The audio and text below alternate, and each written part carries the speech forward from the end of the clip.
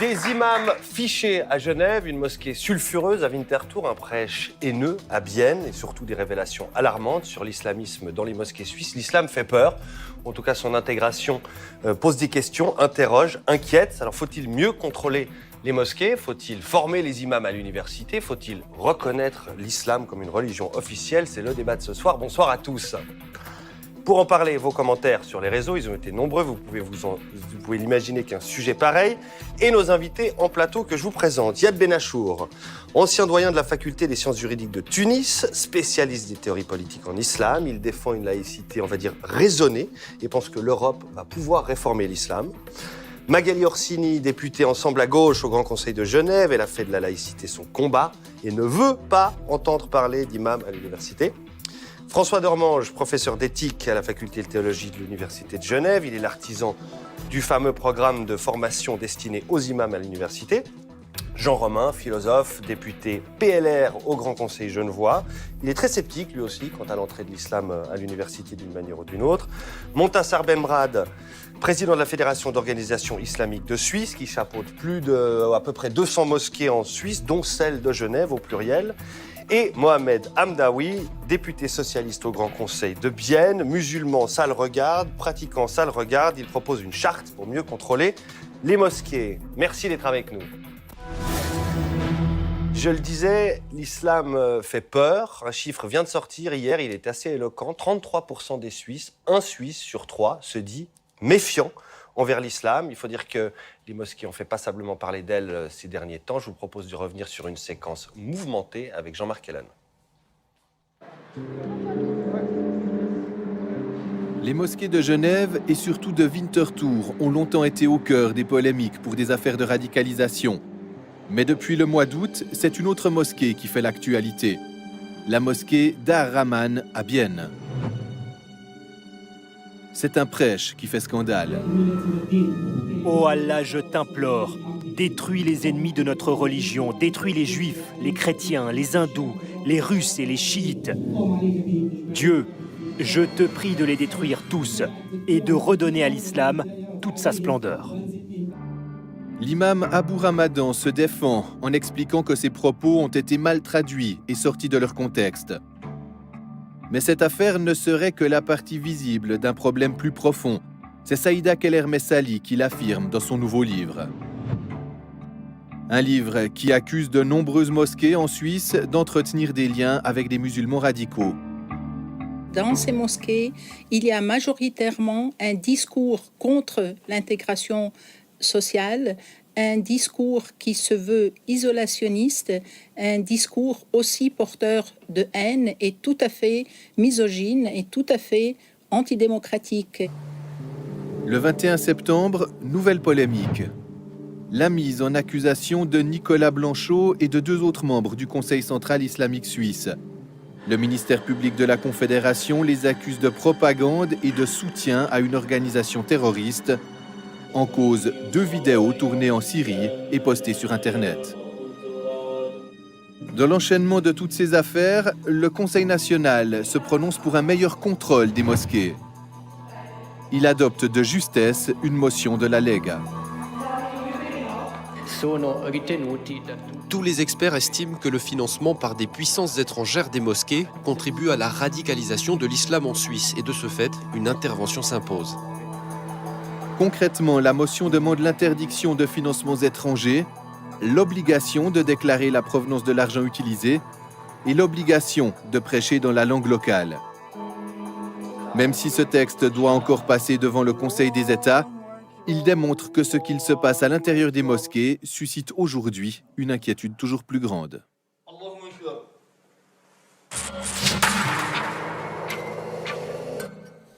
Montassar Benbrad, sur le constat d'abord, votre fédération, je l'ai dit, regroupe 200 mosquées, la mosquée de Genève, entre autres, le centre islamique d'Ani Ramadan. Est-ce qu'il y a un problème dans nos mosquées ou est-ce que tout ceci ne sont que des coïncidences, des cas isolés?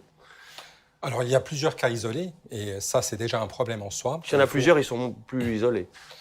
Oui, c'est juste. Mais alors, il y a aussi des associations comme celle justement de Winterthur ou de Bienne qui sont déconnectées des fédérations. Donc, quand il y a un problème dans une association qui est liée à une fédération, on peut agir assez rapidement, aussi bien avec la fêtière au niveau national que les fêtières au niveau ethnique ou cantonal. Donc, de ce côté-là, il y a une possibilité aussi d'influencer, et c'est ce qui a été fait dans pas mal de cas où on essaie de résoudre rapidement les problèmes. Mais ces problèmes qui se multiplient, on en a fait la liste et encore on en a sélectionné puisqu'il y en a à peu près chaque semaine. Est-ce que vous, qui êtes la fêtière de toutes les mosquées, c'est pas quelque chose qui vous turlupine, si j'ose dire? Alors bien sûr que ça me turlupine, et plus que turlupine, mais là je dirais, à nouveau, on ne représente pas toutes les mosquées et toutes les associations. Donc celles qui font partie de notre fédération, c'est celles sur lesquelles on agit, et à nouveau, celles qui posent problème, celles que vous avez citées, comme celle de Bienne maintenant, celle de Winterthur, ou le Conseil central islamique, n'ont rien à voir avec notre fédération. Les imams fichés S à la mosquée, c'était à la mosquée de Genève, il y en avait deux, ils font partie de votre fédération? Ça c'est juste. Alors maintenant, de ce côté-là, on a aussi pris contact non seulement avec la mosquée en question, dans l'espace de 48 heures quand on a entendu parler de l'affaire. On a essayé de faire aussi notre analyse. Et puis, s'il y avait vraiment un problème au niveau de ces imams, ils n'auraient pas eu aussi un renouvellement de leur permis. D'accord. Donc, voilà, on vous a entendu. Mohamed Hamdaoui, vous dites quelque chose d'un peu différent. Vous êtes proche du terrain. À Bienne, vous le dites, il y a une quinzaine de mosquées. Et votre discours fait un peu peur. Il dit, les fidèles, finalement, ne savent plus où aller parce qu'ils ne savent pas dans quelle mosquée rentrer pour être sûr qu'on ne va pas leur tenir un prêche sulfureux ou alors carrément hors des clous. Pour vous, il faut remettre de l'ordre et vite? Grosso modo, il faut arrêter de mettre la poussière sous le tapis, il faudra songer à passer l'aspirateur, parce que c'est une réalité qui a effectivement des problèmes. Le cas de cette mosquée qui a effrayé la chronique pas seulement dans ce cas-ci, il y a eu dans d'autres cas, parce qu'il y a malheureusement 3 jeunes qui sont partis faire les imbéciles en Syrie ou ailleurs et qui ne sont pas forcément tous revenus. On le sait depuis longtemps. Moi, j'ai habité dans ce quartier, c'est un quartier populaire où on trouvait. Moi, j'avais un appartement en 4 pièces à 700 francs. Donc, vous voyez, c'est assez avantageux. Mais il y avait un jour, un dimanche matin, un imam autoproclamé qui était descendu de la rue, comme ça, par provocation, pour s'amuser. En plus, je le connais bien, c'est un copain. Et puis, il a commencé à gueuler « Allahu Akbar » à 9h du matin. Puis je lui dis, mais écoute, maître, putain, ta gueule, on a envie de dormir. C'est une réalité que depuis quelque temps, il y a des personnes qui se permettent à peu près n'importe quoi et que les autorités, que ce soit les autorités communales dans le cas de ma ville, mais je pense aussi auprès des défenseurs, je vous crois tout à fait sincère, d'un islam progressiste, des Lumières, on peut tendance à sous-estimer. Et maintenant, il faudrait véritablement dire, eh oh, on se calme, basta, vous nous faites du tort. Vous nous faites du tort à tout le monde. Montassar Benrad, ça s'adresse à vous, vous sous-estimez? Oui, bien sûr. Non, alors, sous-estimer, c'est une autre chose. Je veux dire, il y a déjà des discussions qui ont lieu avec les autorités, aussi bien que ce soit fédérales, cantonales ou communales, quand il y a un problème. Et on essaye, alors, de passer parfois beaucoup plus que l'aspirateur. On essaye de restructurer aussi, quand c'est nécessaire, avec certaines associations. Et c'est ce qui se fait concrètement. Donc, quand on voit qu'il y a un problème, il faut qu'on en ait tout d'abord l'écho, et dès qu'on le sait, on agit. Et vous avez raison, il faut mettre de l'ordre, il faut aussi arrêter toutes ces provocations. Parce qu'en fait, si on voit toutes les polémiques qui ont lieu aujourd'hui, c'est aussi souvent des gens qui sont provocateurs, qui étaient avant provocateurs ou qui sont maintenant devenus provocateurs, avant qu'ils ne soient musulmans ou maintenant. Et ça, c'est un véritable problème. Et de ce côté-là, je dirais, ça génère beaucoup plus de tensions dans la société, alors que la très grande majorité des musulmans, je dirais, veulent avoir un islam de paix, un islam paisible, citoyen et démocratique. Mais je crois qu'il faut aussi arrêter le déni du problème. Parce que j'ai parfois le sentiment qu'on dit finalement c'est pas grave, finalement les propos ont été mal interprétés, etc., etc. Et je crois qu'il faut véritablement taper du poing sur la table et dire non, ce que vous avez dit là, même si ça peut effectivement porter à confusion, vous n'aviez pas le droit de le dire, vous ne méritez pas d'être imam dans cette mosquée, vous ne méritez pas de faire des prêches. Il faut taper du poing sur la table et le dire de manière claire et pas en disant toujours, en cherchant une excuse, mais. C'est mais à la fin. Et vous avez parfaitement raison. Oui, de ce côté-là, je vous suis tout à fait. Alors, quand il y a eu le problème de Winterthur, j'avais même changé mon emploi du temps pour pouvoir donner un message très fort en disant que l'imam n'était pas compétent et qu'il était inacceptable d'avoir des propos de haine et d'appel au meurtre de ce côté-là. Du côté de Bienne, je dirais, les propos qui ont été dits sont aussi totalement inacceptables. Et ça, il faut qu'on le dise, on le répète, on fait nos communiqués.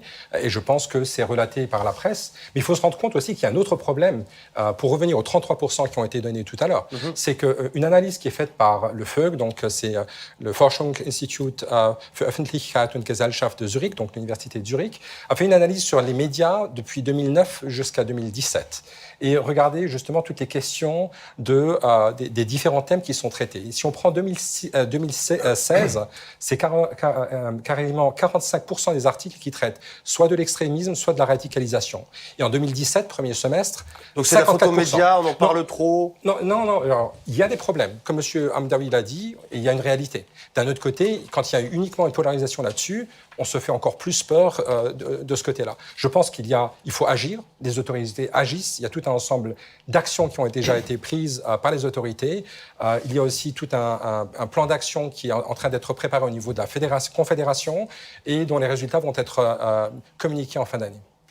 François Dermange, sur le constat toujours, je lisais une enquête dans la presse où un fidèle biennois, toujours, racontait qu'il devait se renseigner par SMS pour savoir si c'est Abou Ramadan qui prêchait le vendredi, pour savoir s'il allait aller dans la mosquée. On est dans une situation qui paraît complètement surréaliste, là, non ? Oui, mais ici, on est confronté à deux choses qui peuvent être un peu en tension les unes avec les autres. C'est-à-dire, d'un côté, il y a un droit à la liberté de conscience et à l'exercice d'une religion, et ça fait partie des valeurs fondamentales de notre société. Puis d'un autre côté, évidemment, on ne peut pas accepter une incitation à la haine. Donc il faut du contrôle, mais il faut faire attention que le contrôle ne prime pas sur une des valeurs fondamentales de notre société, qui est la liberté religieuse et la non-discrimination. Si effectivement on oblige les imams à parler en français, on va se dire, mais est-ce qu'on doit obliger les rabbins à parler en français ? Est-ce qu'on doit obliger les prêtres portugais à ne plus parler portugais à leurs fidèles ou en latin s'ils le souhaitent ? Autrement dit, il faut faire attention de garder une mesure. Évidemment, un discours de haine ne doit pas être acceptable, il faut contrôler, et ça c'est le rôle des autorités de contrôler, mais en même temps, le contrôle ne doit pas violer un principe fondamental de notre société. Vous parlez du contrôle, ça tombe bien, Jean-Romain, il y a une proposition qui est sur la table, pas votre table en l'occurrence, mais celle du Conseil national qui a passé la rampe, on vient de le voir, c'est la motion de Lorenzo Quadri qui dit en gros 3 choses, interdiction du financement étranger pour les mosquées, transparence financière pour les mosquées et prêche dans les langues nationales. Vous signez au bas de la page ? Non, je ne signe pas intégralement au bas de la page. Écoutez, ce qui vient d'être dit est assez important. Les 33% de gens en Suisse qui craignent l'islam, c'est quelque chose d'extrêmement problématique dans la mesure où nous n'avions pas ça il y a une vingtaine d'années et il est fort important que nous puissions vivre de manière avec un minimum de confiance. Évidemment, Mohamed Hamdaoui fait partie de cette majorité qui veut vivre, et parce que c'est vrai, la majorité des musulmans veulent vivre en paix parce que ce sont des gens pacifistes, mais on n'a jamais eu de problème dans l'histoire avec les majorités. On a toujours eu des problèmes avec les minorités, n'est-ce pas ? Et vous pouvez prendre l'histoire de l'être humain. Vous faites partie des 33%, je ne fais pas partie des 33%. Personnellement, non, pas du tout. Moi, j'ai un discours tout à fait serein, tout à fait philosophique. Mais pour ce qui est du contrôle des mosquées, parce que vous avez cité, on a vu dans le reportage tout à l'heure Saïda Keller-Messali qui dit quand même 2 ou 3 choses importantes. Elle dit, d'une part, que la Suisse est une plaque tournante de l'islamisme, c'est ce qu'elle dit. Elle dit aussi que la plupart, je cite, la majorité des imams qui prêchent en Suisse est islamiste. Elle le dit, j'ai tendance quand même aussi à la croire. Et puis elle dit que 300 mosquées,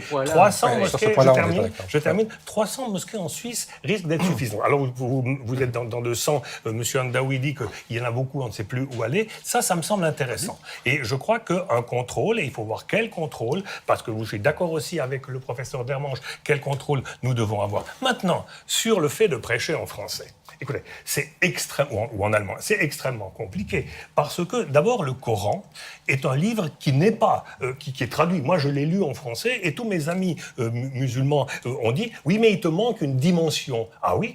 Sur le fond, tu l'as, mais il y a une dimension poétique de la langue.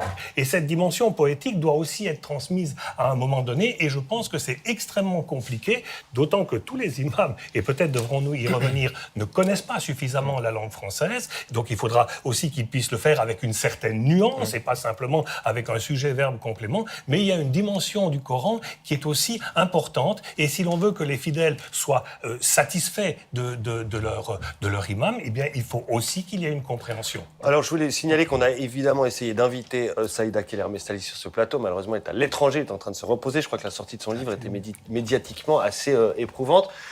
Mais Jean Romain s'en est fait l'écho, j'allais dire largement non, mais a sorti quelques points saillants. Je vous ai senti bouillonner, trépigner sur votre tabouret, Montassar Benbrad, en entendant ça. Pour vous, le constat est beaucoup trop alarmiste ?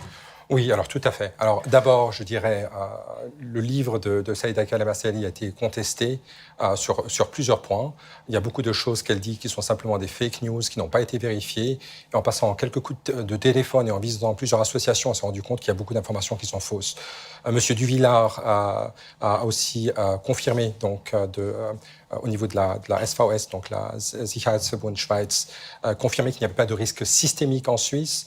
Le professeur Schmidt de l'Université de Fribourg, qui a parlé avec 95 imams l'année passée, a aussi confirmé que cette vision d'une majorité salafiste ne correspondait pas à la réalité. C'est le directeur du Centre suisse Islam et Société. C'est juste, oui. Alors, donc, de ce côté-là, je dirais qu'il y a un décalage entre ce qu'elle dit et la réalité.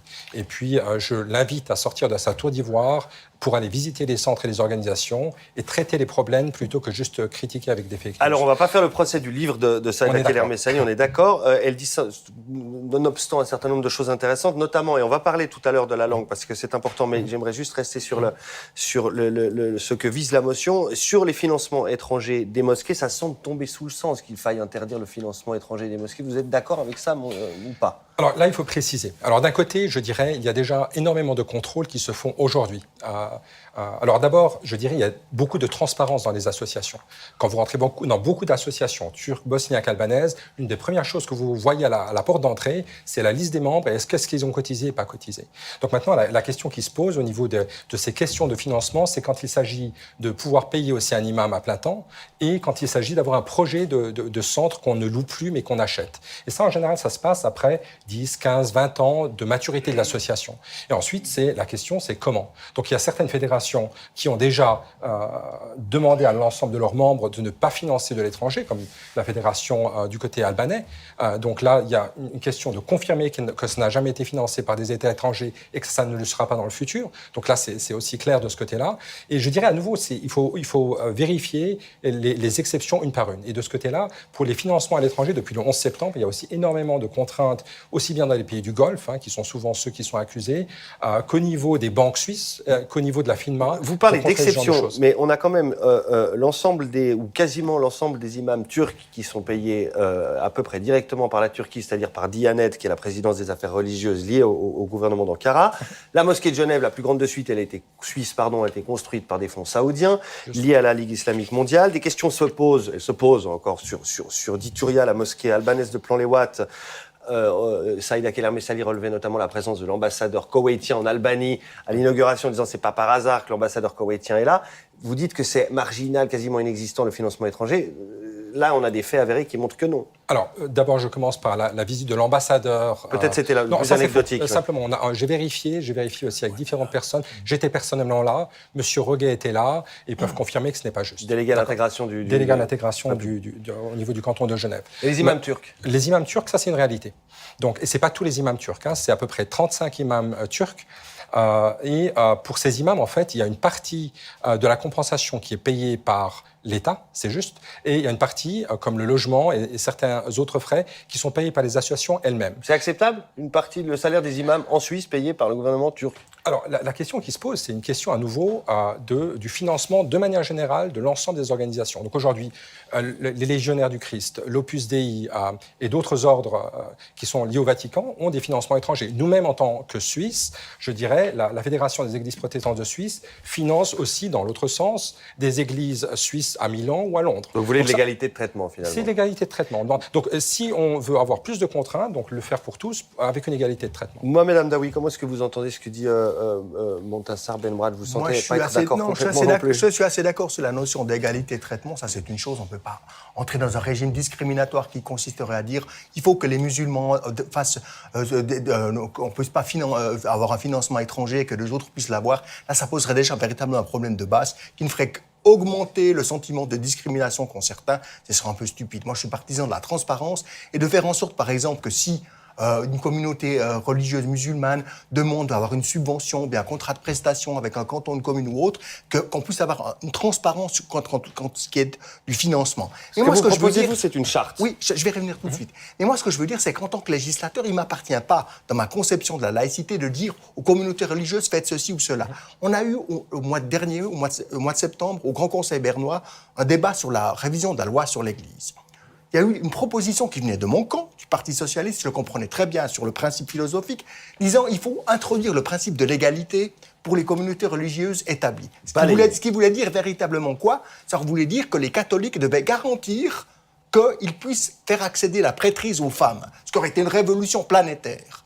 Est-ce que c'est à nous, en tant que législateurs, dans la conception laïque que nous avons, d'imposer des choses au niveau des religions? Moi, j'y crois pas. Par contre, je le dis effectivement dans le cadre de la charte de religion que je propose, c'est que si on veut faire en sorte que des communautés religieuses musulmanes, évangélistes ou autres, parce qu'il ne faut pas non plus trop se focaliser uniquement sur l'islam, même si c'est le but de l'émission, puissent, si elles veulent obtenir une reconnaissance, pas une reconnaissance, mais je le dis, un contrat de prestation, une subvention, eh bien qu'on fixe des conditions très claires en disant, vous acceptez le fait, par exemple, que les lois humaines priment sur les règles religieuses. Ça, c'est un débat qui est assez passionnant. Je ne suis pas sûr que tout le monde soit d'accord d'accepter cette charte. C'est une sorte de label de qualité pour les mosquées. Un label de qualité. Et puis si vous êtes d'accord de signer ce label de qualité, ben vous avez une espèce de label au fronton de votre mosquée. Et puis les gens, qui passent devant, ils se disent « Ah, c'est une mosquée qui est clean ». Parce que moi, c'est une chose, vous avez cité l'exemple tout à l'heure de ce musulman de Bienne qui disait « J'envoie un SMS la veille, avant la prière du vendredi, pour savoir quel serait le prédicateur, est-ce que j'y vais ou pas ». Moi, j'ai entendu des choses beaucoup plus graves. À Bienne, quelqu'un m'a dit « Moi, j'aimerais, pour le jour où je serai mort, que mes enfants puissent faire une cérémonie religieuse dans une mosquée qui soit clean ». Rendez-vous compte de ce que ça veut dire. C'est le terme qu'il a utilisé, c'est le terme clean. Et ça veut dire véritablement qu'il y a quelque chose, il y a besoin que aussi bien les non-musulmans que les musulmans croyants ou pratiquants puissent avoir non pas la certitude, il n'y a pas de certitude dans la vie, mais en tout cas une certaine garantie qu'ils vont dans telle mosquée, a priori, on va parler de choses positives et puis on ne va pas demander d'une manière un petit peu absconse ou bien d'aller se faire trucider en Somalie. Est-ce qu'il y a un cas particulier biennois? Je sais que vous détestez qu'on compare Bienne à Molenbeek. Bon, on l'a beaucoup fait, mais est-ce qu'il y a 10% de musulmans? Il y a 15 mosquées. Il y a un phénomène biennois? Non, absolument pas. Il n'y a pas de phénomène biennois. Bienne, c'est une ville multiculturelle, comme c'est le cas de Renan ou ailleurs. C'est une ville où il y a naturellement eu, effectivement, passablement de musulmans qui sont venus. Et c'est une ville dans laquelle, du fait qu'il y a différentes communautés, des Kosovars, des Turcs, des Algériens, des Libyens, tout ce que vous voulez, chacun a voulu construire sa propre mosquée. Mais ça posera un autre problème de fond. Moi, j'aimerais bien que dans ma ville, ça fait quoi, grosso modo 50 ans et 2 mois et 17 jours que je vis dans cette ville. Ben, effectivement, pourquoi est-ce que je n'aurais pas le droit, moi aussi, de pouvoir disposer, alors que je ne suis pas croyant, pas pratiquant, je m'en fous un tout petit peu actuellement, mais que le jour éventuel où ce n'est pas mes parents qui vivent en Algérie, viendraient ici en Suisse, dans ma ville de Bienne, ils disent « J'aimerais avoir un endroit pour aller faire la prière, que je puisse leur dire « Tu peux aller là ». C'est une mosquée qui est reconnue. Il n'y a aucun souci, tu peux aller faire la prière. Bon, on a entendu votre proposition de charte. En tout cas, elle a fait du bruit. On en reparlera certainement. Agir les mosquées, c'est agir sur les mosquées, c'est un élément. Et c'est peut-être aussi agir sur les imams. Alors, on connaissait l'exemple du Centre Islam et Société, on en a parlé à Fribourg, qui offre des formations continues ou complémentaires aux imams.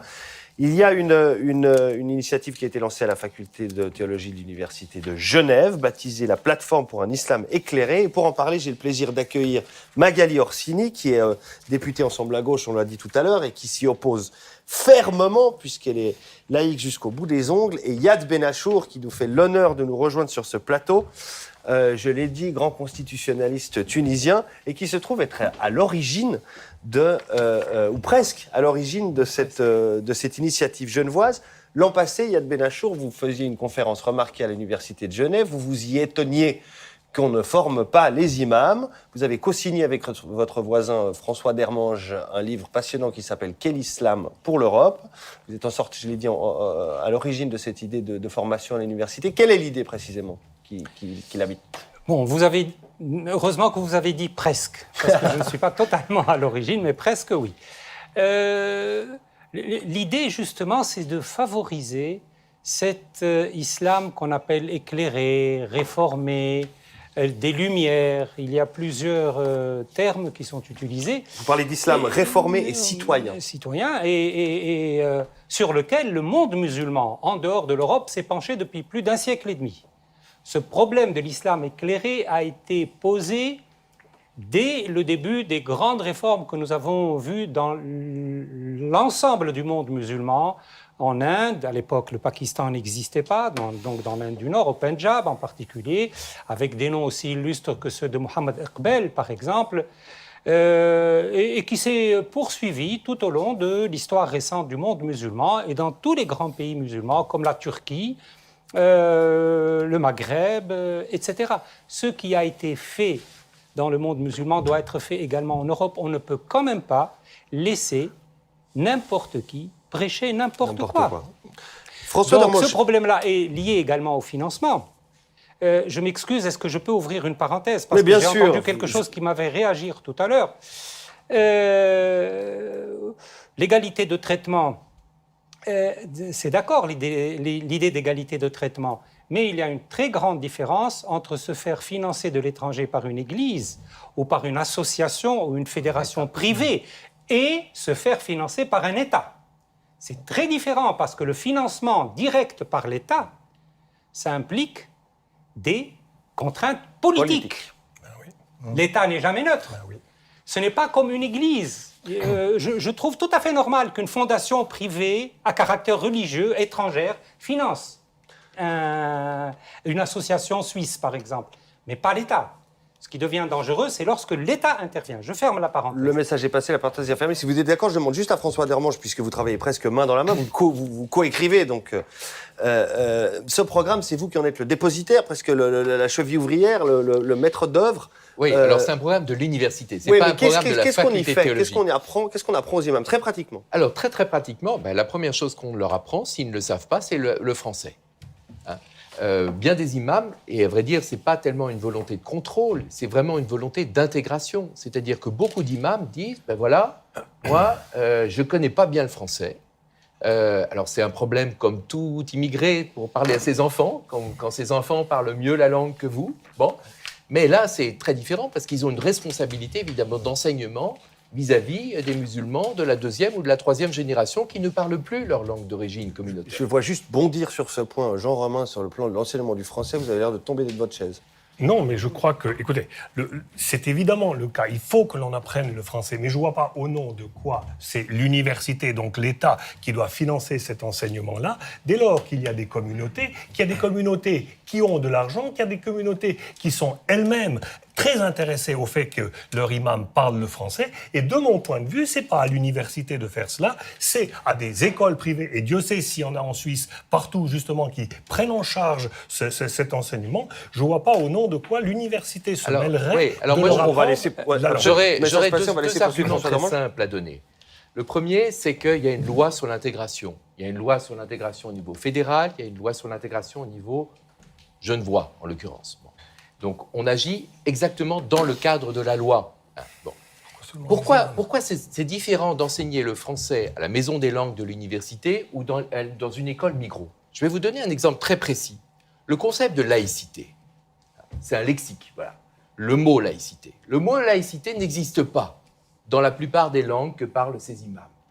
Eh bien, il faut avoir un accompagnement qui n'est pas simplement un accompagnement d'un professeur de français de l'école migros. Il faut avoir quelqu'un qui a la subtilité de faire comprendre. Et on a passé beaucoup de temps avec les imams pour leur faire comprendre quel sens on donne, en l'occurrence à Genève, au concept de laïcité. Donc là, il y a une question de langue, mais une question de langue qui est appliquée à un contexte particulier et qui demande une certaine finesse universitaire. Au-delà de la langue et sans faire tout le programme, dites-nous quels sont les autres enseignements. Alors qui sont dispensés. voilà, donc on a un petit groupe parce qu'heureusement beaucoup d'imams parlent très bien le français. Donc une fois que dans un semestre, au bout de ce semestre où certains se remettent à niveau en quelque sorte, on enseigne quoi? On enseigne les fondamentaux, d'ailleurs qui sont prévus par la loi, c'est-à-dire comprendre les clés des structures politiques, sociales, éthique aussi, de valeurs.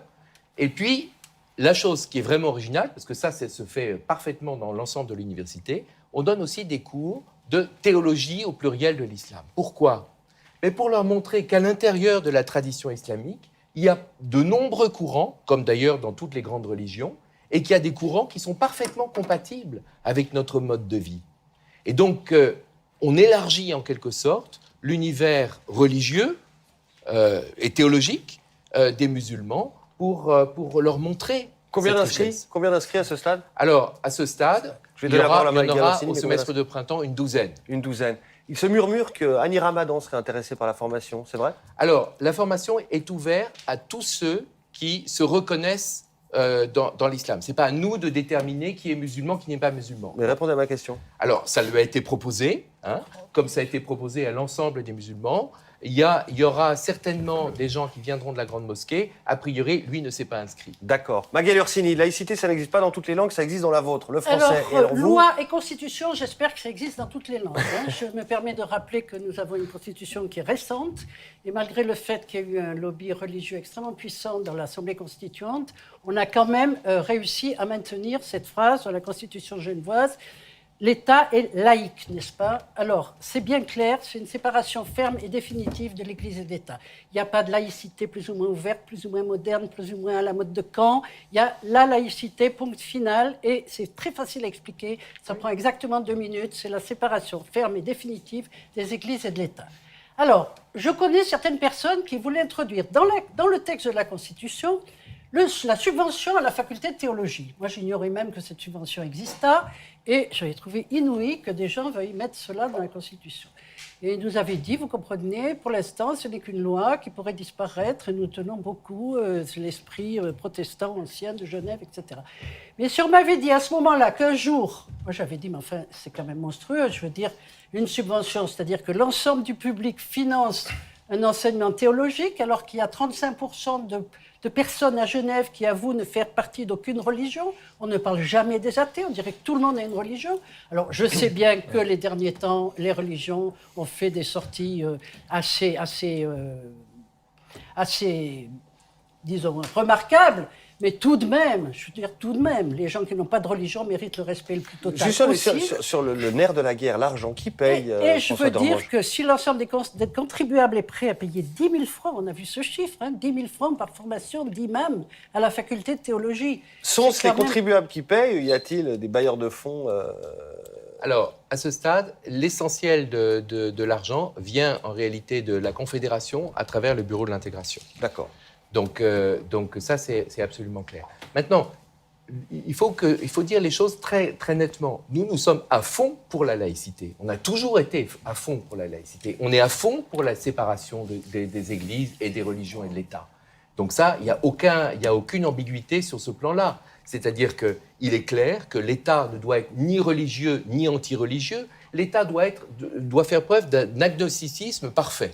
Bon, mais ça n'empêche pas qu'il faut pouvoir intégrer les musulmans et que pour intégrer les musulmans à la société, eh bien, il faut faire un travail qui est prévu par la loi, qui a été débattu de manière parfaitement démocratique et qui estime qu'il faut donner à ceux qui ont une responsabilité d'enseignement le moyen de faire connaître à ceux dont ils ont la charge les valeurs, les structures politiques et sociales du pays dans lesquels ils vivent. Yad Benachour, qu'est-ce que vous répondez à Magali Orsini qui vous dit qu'il y a une seule définition de la laïcité, c'est celle-ci? Non, justement, je trouve précisément, je vous le dis avec tout le respect, que cette définition de la laïcité ne marche que lorsque vous avez en face de vous une église. Vous avez défini la laïcité par la séparation entre l'Église. Vous avez dit également les églises et l'État. Il y a plus de 100 églises différentes à Genève. Mais attendez. Mais que faites-vous des religions qui ne connaissent pas le concept même d'église, ce qui est le cas de l'islam? Le problème de l'islam, justement, et c'est pour ça que le schéma laïque classique ne marche pas, c'est que chaque musulman se considère comme une église autonome, en relation directe avec Dieu. Il n'y a pas d'église en islam. Et d'ailleurs, ce qui explique la forte politisation de l'islam, pas seulement en Europe, mais dans les pays musulmans. L'islam souffre de quelque chose, c'est son excès de politisation et le fait que l'islam passe très vite à l'idéologie. Mais pourquoi?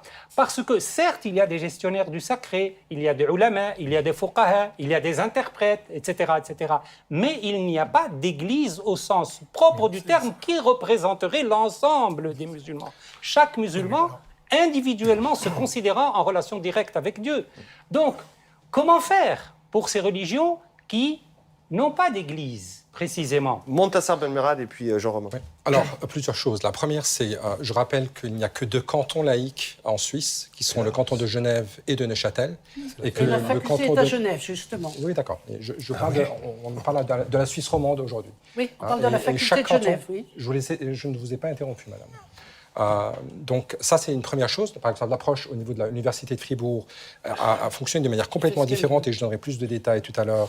Parce que vous êtes membre du Conseil consultatif de Islam et Sécurité à Fribourg, donc de la même initiative ou presque. Pourtant, vous avez peut-être des réticences. Islam et Société. Hein. Qu'est-ce que j'ai dit? Oui, mais sécurité, mon Dieu. Ça, c'est un peu tous les lapsus. Hein. Donc, on a commencé à parler de la formation des imams en parlant de la question de la langue française. Hein. Donc, comme si l'ensemble des imams ne parlaient pas la langue. Et là, je crois qu'il faut faire attention. Donc, il y a un besoin pour certains, mais il ne faut pas aussi généraliser. Il y a beaucoup d'imams qui ne parlent pas le français. C'est un fait. Il faut traiter. Il y a aussi ceux qui parlent. Il y a aussi ceux qui parlent la langue, le français ou l'allemand, mais on leur demande de faire le prêche en langue turque, albanaise et autres. Aujourd'hui, dans le canton de Zurich, il y a 27 lieux de culte dans l'Église catholique qui ont des prêches dans une autre langue que l'allemand. Et ça inclut l'albanais, le polonais, le slovaque, le slovane, le croate. Je peux vous ajouter, hein, donc il y en a 12. Hein. Et de ce côté-là, ça c'est une réalité. Les gens veulent écouter un prêche dans une langue qu'ils comprennent bien, parce qu'il y a aussi tout un vocabulaire sémantique de ce côté-là qu'il faut aussi comprendre. Mais comment est-ce que vous accueillez l'initiative de vos 2 voisins? Alors, je pense que c'est une initiative d'un côté intéressante et aussi pragmatique. D'un autre côté, ça aurait été intéressant qu'elle se fasse de manière beaucoup plus inclusive. Parce que du côté de l'université de Fribourg, au bout d'un certain temps, après avoir longuement travaillé sur le sujet, donc moi, je n'étais pas impliqué, la communauté musulmane a dit, OK, mais ça va être quel type de formation? Parce que si on n'est même pas impliqué dans le processus, ou très peu impliqué dans le processus, on fait une formation qui est parachutée, on se pose la question, est-ce que ça va être pertinent ou pas? Donc, du côté de l'université de Fribourg, c'était une approche qui était aussi supportée par la Confédération et qui fonctionne. Donc, il y a plusieurs thèmes qui sont traités, donc aussi bien sur la question des jeunes, l'animation socio-éducative, la question des aumôneries de prison et des hôpitaux, les questions de radicalisation et de prévention, et aussi la question des organisations musulmanes. Et l'année passée, il y a à peu près 450 personnes responsables associatifs, dont 95 imams qui ont été impliqués dans ces formations-là. Donc, de ce côté-là, ça, c'est quelque chose qui a de l'impact.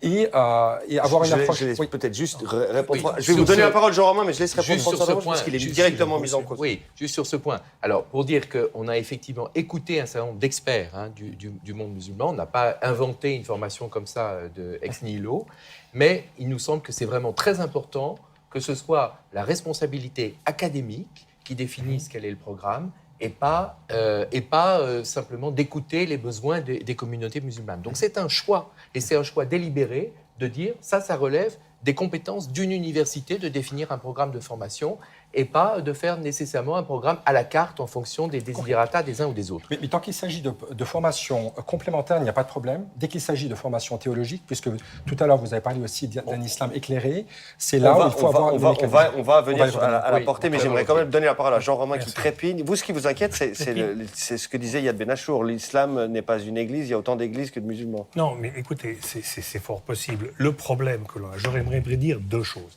La première, c'est que la définition qu'a donnée Magali Orsini de la laïcité, c'est la séparation du monde religieux et du monde étatique. Cette séparation, il n'y a pas 25, il n'y a pas à tortiller, elle est comme ça, il n'y a pas un islam éclairé, un islam moins éclairé, une laïcité éclairée ou non. Ça, c'est le sens. Maintenant, il y a une histoire. Il y a une histoire dans chaque canton, il y a une histoire dans chaque pays. Et cette histoire, c'est des coups de canif que l'on peut donner ou que l'on a accepté à un moment donné dans l'histoire de donner. Par exemple, la faculté de théologie... Je termine. Oui, sur la faculté, je dois dire quelque chose.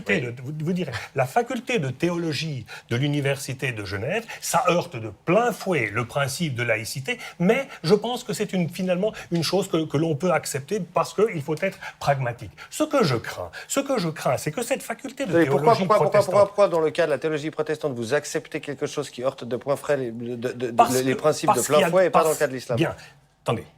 J'ai pas parlé de l'islam pour le moment, parce qu'il y a deux principes. Il y a le principe de la laïcité et il y a une seule sorte de laïcité. Et puis, il y a une histoire qui appelle à une sorte de pragmatisme. Ce pragmatisme veut que, par exemple, on prête serment à Saint-Pierre, etc. Des racines chrétiennes, judéo-chrétiennes, européennes, c'est ce que vous dites. Chrétiennes ou autres, mais il y a des racines qui sont là. Moi, ce que je crains, c'est que cette faculté de théologie protestante, qui est un coup de canif à la laïcité, mais qui jouit d'un statut très particulier dans notre cité, en raison, justement, il n'y a que 2 cantons, mais en raison de la loi sur la laïcité, a beaucoup à perdre dans toute cette histoire de formation d'imams, parce qu'un certain nombre de coups, ça va rentrer dans une polémique, et je ne suis pas sûr que la faculté de théologie que je défends ait nécessairement à gagner de ce point de vue-là. Ça, c'est la première chose que je voudrais dire. Je voudrais dire une deuxième chose. C'est que maintenant, on parle d'islam éclairé, d'islam ouvert, d'islam des Lumières. Mais ça, c'est quelque chose qui est à l'intérieur de l'islam. Cette révolution que beaucoup de gens appellent de leur vœu, elle doit se faire à l'intérieur de l'histoire, de l'islam. Au fond, c'est pas, nous, on peut rien faire sur cet islam éclairé. En revanche, ce que l'on peut demander chez nous, en raison de nos lois, c'est que l'islam renonce à intervenir dans le domaine public, c'est que l'islam renonce à vouloir dire comment le citoyen doit agir, qu'il se contente de dire comment le croyant agit. Et cette séparation-là, elle touche aussi bien les musulmans, dont chacun est une église, et vous nous expliquez très bien le processus, que l'ensemble des communautés. Il n'y en a pas 100, il y en a 400 à Genève. Donc, je crois que pour toutes les communautés, c'est la même chose. Et ce que nous devrions arriver à faire, c'est pas nous à réformer l'histoire, ni comme a dit Mohamed Hamdaoui, de dire quelle théologie l'islam doit faire. Ça regarde l'islam, uniquement l'islam, mais en revanche, nous pouvons fort bien dire que dans certains prêches, eh bien, on heurte la loi et que cette loi doit être acceptée, doit être respectée, sinon elle doit être punie. François Dormans, je l'ai dit, les internautes sont passionnés par cette histoire. J'aimerais vous faire répondre à une question de l'un d'entre eux, Jérôme Lehmann, qui pose la question que tout le monde se pose, en fait, et qui dit « Je doute qu'une formation universitaire empêcherait les prêches radicaux au sein des mosquées suisses. N'est-ce pas un écran de fumée ?» En gros, il vous dit « Vous êtes naïf ». Bon. Alors d'abord, je dois répondre sur la question de la faculté de théologie, parce qu'on l'a mentionné plusieurs fois. Mais brièvement, parce que répondons à Jérôme Lehmann. Très brièvement. Mais donc, 1907, la loi de séparation à Genève, la laïcité, sur laquelle on est tous d'accord. Ce qui est très intéressant, c'est qu'on voit qu'il y a eu un grand débat suite à 1907, jusqu'au moment où on décide. Et la décision n'est pas venue des milieux religieux, elle est venue des radicaux. Donc de Jean Romain. Elle est venue de ceux qui étaient hostiles aux religieux.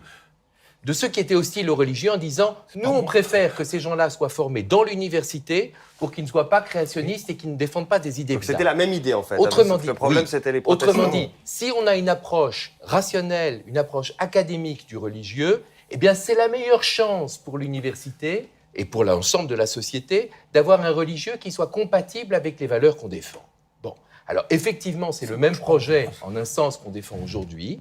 C'est-à-dire que nous, on pense que d'avoir une approche sur le religieux qui soit une approche académique permet précisément d'éviter des dérapages. Et de nature à... Alors, ça répond parfaitement à la question de Jean-Romain. Juste dire, mais chez nous, s'il y a un imam qui a suivi entièrement le cours, depuis l'enfance, depuis l'école primaire, depuis le cycle, le collège, jusqu'à l'université, qui connaît parfaitement les rouages, qui sait très exactement ce que sont nos valeurs, eh bien, c'est évidemment Hani Ramadan. Ça ne l'a pas empêché, Hani Ramadan, tout formé qu'il soit par notre université, ça ne l'a pas empêché de préconiser, n'est-ce pas, la lapidation pour les femmes adultères, Réponse rapide de Yad Benachot. Non, là, je suis désolé. Prenez la lapidation, l'inégalité homme-femme, l'inégalité dans l'héritage, etc., etc.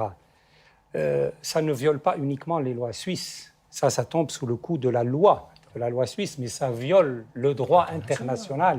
Parce que l'égalité homme-femme, la liberté de conscience, la prohibition des discours de haine, c'est contenu dans le droit international. Ça s'impose à tous les États. Il a été formé chez nous. Et donc, oui, mais vous n'empêcherez jamais l'existence de fous de Dieu dans toutes les religions du monde. Il y a toujours des excités dans toutes les religions. Et là, comment faire pour les juguler ? Il n'y a que la loi. Que ce soit la loi domestique, la loi interne, ou que ce soit le droit international. Et moi, je suis membre du Comité des droits de l'homme, je sais de quoi je parle. Il y a beaucoup d'États qui se font épingler par le Comité des droits de l'homme parce que certains de leurs savants ou certains de leurs autorités prêchent, par exemple, l'inégalité ou les discours de haine ou des choses comme ça. Mohamed Hamdaoui. J'aimerais pas intervenir dans ce débat. Je ne vois sur la question de la formation des imams dans les universités de Genève. En tant que Bernois, ça ne me regarde pas. Moi, la formation des imams à l'université, c'est pas un débat je ne vois. Si, dans ce cas précis, oui.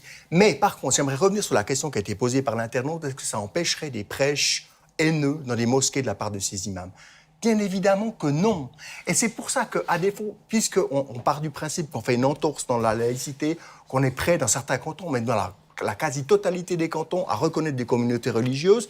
Ce ne sera pas le cas pour les communautés religieuses musulmanes ou autres pendant, je pense, environ 20, 30, 50 ou 100 ans minimum.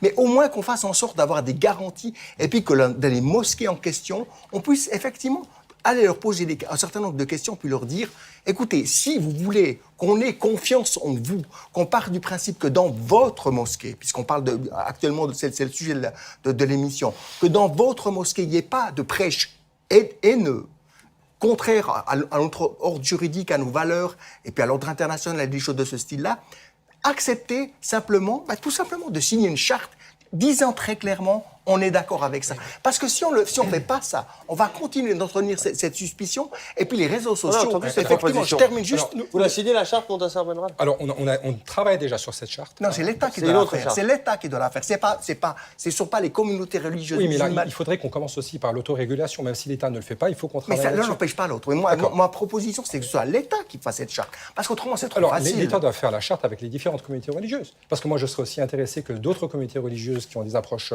aussi relativement islamophobes traitent de cela. Mais maintenant, la question qui se pose, parce que là, à nouveau, on va avoir le camp laïcité versus les autres approches.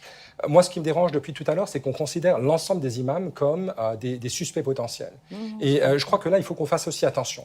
Parce que d'un côté, les imams ne sont jamais parfaits, apparemment. On a l'impression, c'est comme quand on parle de certains prêtres pédophiles, c'est comme si l'ensemble des prêtres sont touchés là-dessus. Mais ça ne correspond pas du tout à la réalité. Donc, ce n'est pas à cause de quelques exceptions de ce côté-là qu'on peut continuer à stigmatiser les imams. D'un autre côté, il faut faire un travail avec les imams. C'est juste. Nous, on voudrait aussi qu'il y ait des imams de meilleure qualité, qu'il y ait des imams qui aient un meilleur niveau, qu'ils soient prêtres, imams ou rabbins. Chacun d'entre eux devrait avoir une formation. Ça veut dire quoi, un imam de meilleure qualité? Et maintenant, ce qui me paraît relativement important, répondez à ma question.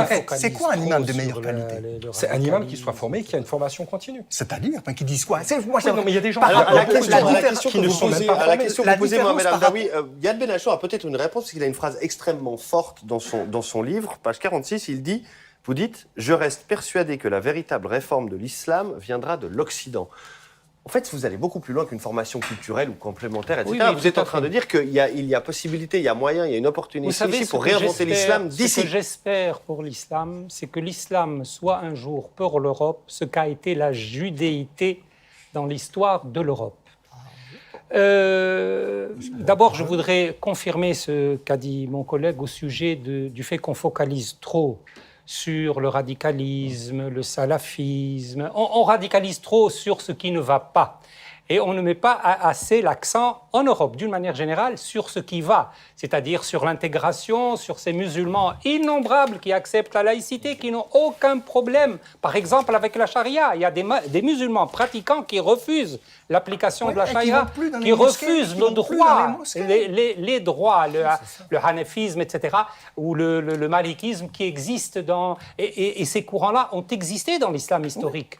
Donc, il y a je comprends très bien que ça existe également en Europe. C'est pour ça que je dis que l'avenir de l'islam ou du progrès de l'islam est nettement dépendant de l'histoire de l'islam en Europe. Pourquoi? Mais parce que, précisément, c'est en Europe que l'islam va profiter du contexte général de la culture européenne qui, quelles que soient ses variations, par exemple, sur les laïcités, a quand même une culture minimum de la laïcité qui réunit tous les pays européens, quels qu'ils soient. C'est quoi ce socle minimum de la laïcité en un mot? Le socle minimum de la laïcité, par exemple, c'est le fait que l'État n'intervient pas dans les histoires de dogmes. Ouais. C'est le fait que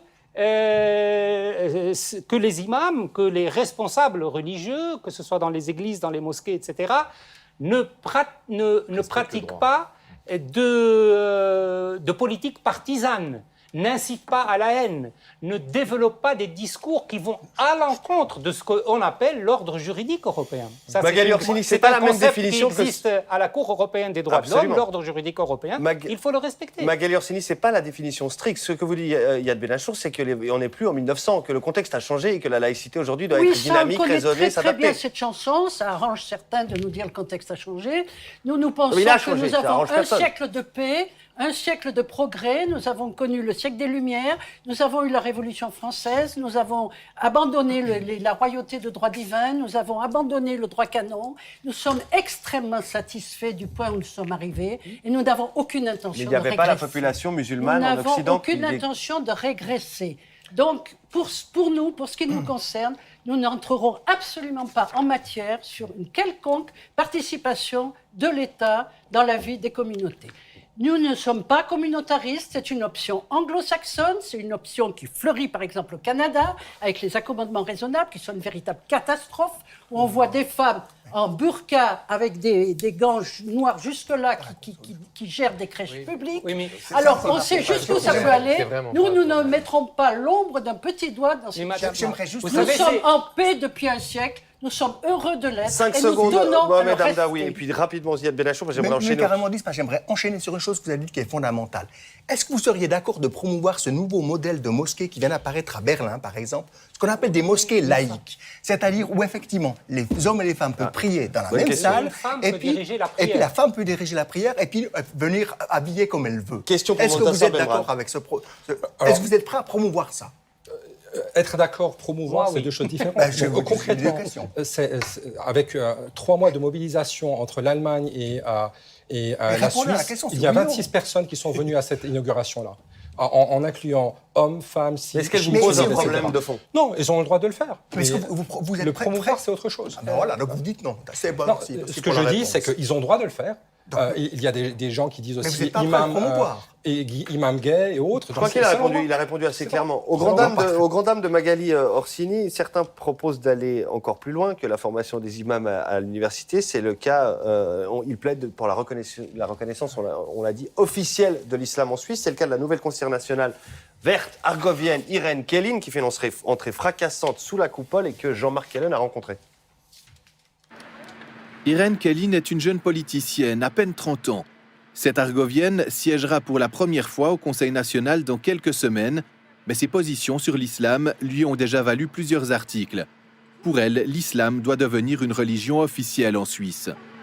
Il faut accepter que l'islam appartient en Suisse, que l'islam fait partie de la Suisse et que nous sommes devenus une Suisse multiculturelle et multireligieuse. Et ça, on doit le voir aussi dans les lois et dans les institutions. Sa position ne tombe pas du ciel. Irène Kellin est islamologue. Elle réalise actuellement une thèse sur la reconnaissance de l'islam en Suisse. Et pour elle, cette reconnaissance permettrait d'améliorer l'intégration et d'éviter les dérives. On a un vrai partenaire, une vraie comparaison entre l'État et une religion. De l'autre part, on a aussi des droits de contrôler une religion ou bien de contrôler plus précisément ce qui se passe dans une religion. Et pour la religion, c'est aussi important de savoir qu'on a une place dans une société. Mieux contrôler, par exemple en formant les imams, mais aussi en subventionnant les mosquées, des subventions qui permettraient d'éviter que certains milieux religieux ne se tournent vers des pays comme la Turquie ou l'Arabie saoudite pour trouver des financements. Pour moi, c'est clair, on ne veut pas des mosquées qui sont financées de l'étranger, mais si on ne le veut pas, il faut leur donner des financements d'État. Aujourd'hui, aucun canton ne reconnaît officiellement la religion musulmane, mais des discussions sont très avancées dans le canton de Vaud notamment. Irène Kellin, elle, est bien décidée à faire avancer cette cause au niveau national.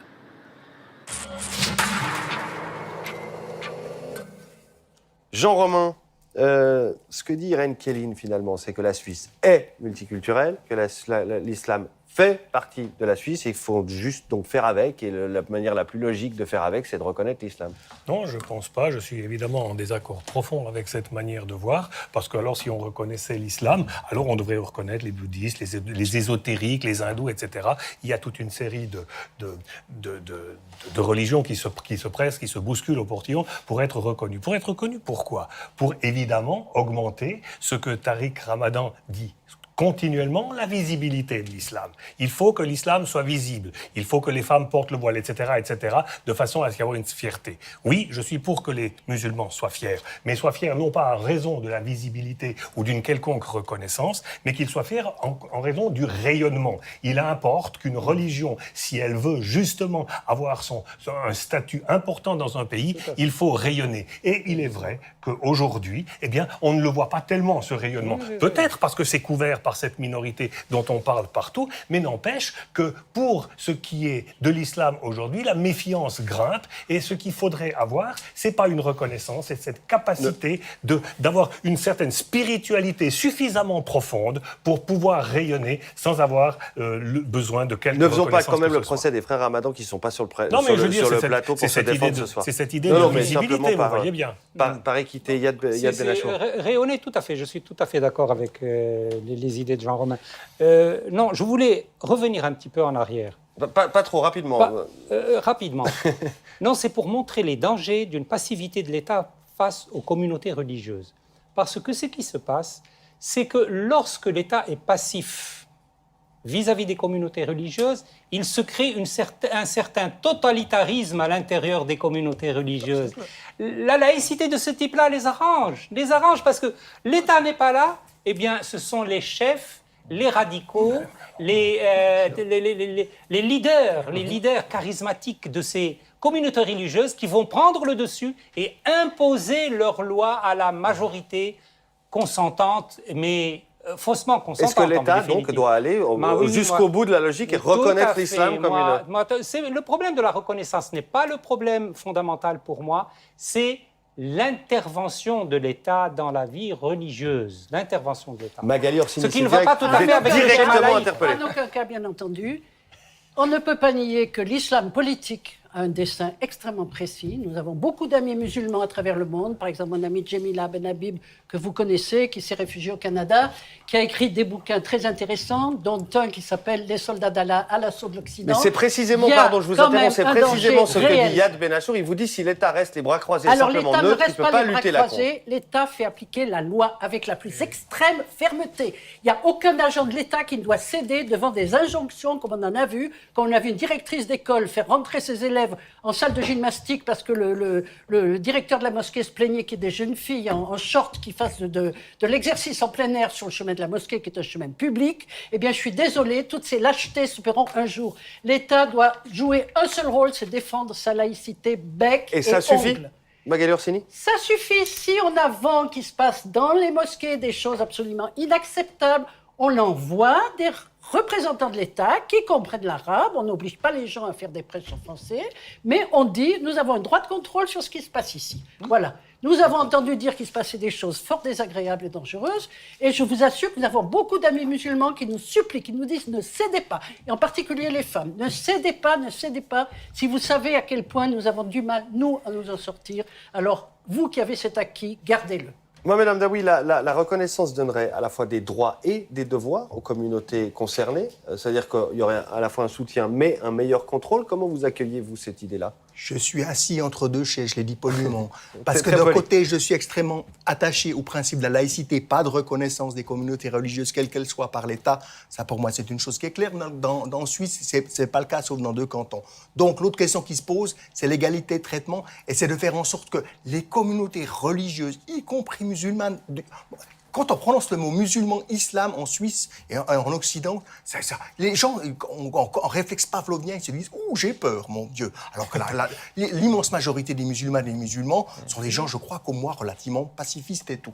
Bref, qu'effectivement, qu'il puisse y avoir des reconnaissances des communautés religieuses musulmanes qui en font la demande et qui présentent un certain nombre de garanties, moi, je ne vois pas de contradiction, mais il ne s'agit pas d'une reconnaissance officielle, c'est de faire, comme je l'ai dit tout à l'heure, des contrats de prestation, des subventions ou autres tout simplement pour dire on est là, on fait de mal à personne, on a envie de participer à la société. Et puis aussi dire une chose, peut-être aux musulmanes et aux musulmans, avant d'être des musulmans et des musulmans, on est des individus. Il faudrait rappeler ça une fois pour toutes. Je trouve que c'est la force de notre société, c'est de dire qu'on est des individus et des citoyens. Voilà. Et puis ensuite, des musulmans, si on le veut. François Dormange. Oui, moi je pense que si on reconnaît, effectivement, ça donne des obligations. La reconnaissance, elle joue dans les deux sens. C'est-à-dire que si on reconnaît, eh bien, les communautés qu'on reconnaît doivent aussi reconnaître les principes de la société dans laquelle ils vivent. Moi, j'espère qu'un jour, très honnêtement, eh bien, il y aura des imams qui seront formés en Suisse, qui seront, depuis l'école, formés dans le système éducatif suisse, et qui seront des imams suisses. Moi, je pense que le problème... Porteurs d'un islam suisse. Porteurs d'un islam suisse. De la même manière qu'il y a des curés, il y a des pasteurs et il y a des rabbins qui sont suisses. L'idée qu'ils viennent de l'étranger et qu'on essaye de les intégrer peu ou prou, c'est bien, mais ça n'est qu'une étape. Évidemment, ce qu'il faut viser, c'est une meilleure intégration de l'islam à l'intérieur de notre culture. Montassar Benrad, vous aurez le mot de la fin, puisque cette proposition de reconnaissance, elle concerne au premier chef les 200 mosquées que vous représentez. Comment vous l'accueillez ? Pas forcément avec un enthousiasme débordant. Alors d'abord, je suis musulman et citoyen, ou citoyen et musulman. Donc je crois que ça c'est important. Je peux le dire dans les deux ordres. Parce que il va vous falloir choisir ce soir, Montassar Benrad. Je suis citoyen. Citoyen. Et je suis aussi musulman. Voilà, voilà un ordre. Comme ça, mais vous êtes politicien. Non, laissez-le terminer. C'est pas une question de politicien. C'est parce que quand je vote, quand je vis dans cette société, je vis en tant que citoyen. Mais il y a certaines questions essentielles, fondamentales, sur l'existence de Dieu, de l'au-delà, etc. Moi, j'ai besoin d'autre chose. Et de ce côté-là, je suis musulman. Donc il faut respecter ces deux identités-là. Maintenant, au niveau de la question de la reconnaissance, je crois que ce qui est important de rappeler, c'est que beaucoup des fédérations ont déjà fait tout un ensemble de déclarations pour reconnaître l'état de droit. Donc que ce soit les Albanais ou l'UVAM ou la VIODS et autres, beaucoup de ces fédérations l'ont déjà fait. D'un autre côté, je crois qu'aujourd'hui, c'est l'État qui a plus un intérêt au niveau de la question de la reconnaissance que les musulmans eux-mêmes. Parce qu'avec la reconnaissance... Le besoin de reconnaissance a changé de camp. Je ne parle pas de Genève, je parle de la Suisse. Moi, je parle de la Suisse. Parce que la réalité, c'est qu'il va y avoir plus de contrôle, il va y avoir plus de transparence financière, parce qu'aujourd'hui, les communautés reconnues, comme elles ont des subsides de l'État, doivent montrer leur patte blanche. Donc c'est ce qui se passe au niveau des églises officiellement reconnues. Et de ce côté-là, je dirais, toutes les questions justement de mécanismes de contrôle, il y a tout un ensemble de choses que l'on fait de toute façon pour renforcer le lien avec l'État. Donc quand il y a ces problèmes de radicalisation, eh bien, si l'État n'a pas de partenaire, il y a aussi un problème. Donc il est nécessaire qu'il y ait des structures qui permettent le dialogue, et c'est avec cela qu'on va pouvoir avancer. Excellente idée de Mohamed Hamdaoui. On refera un débat, puisque celui-ci arrive malheureusement déjà largement au terme du temps qui nous était imparti. Je vous remercie tous les 6 d'avoir participé à cette discussion intéressante. Je vous remercie vous, de nous avoir suivis à la télévision ou sur les réseaux ou sur vos portables ou où vous voulez. Infrarouge revient la semaine prochaine avec un nouveau débat d'actualité. D'ici là, vous passez une excellente soirée. Bye bye.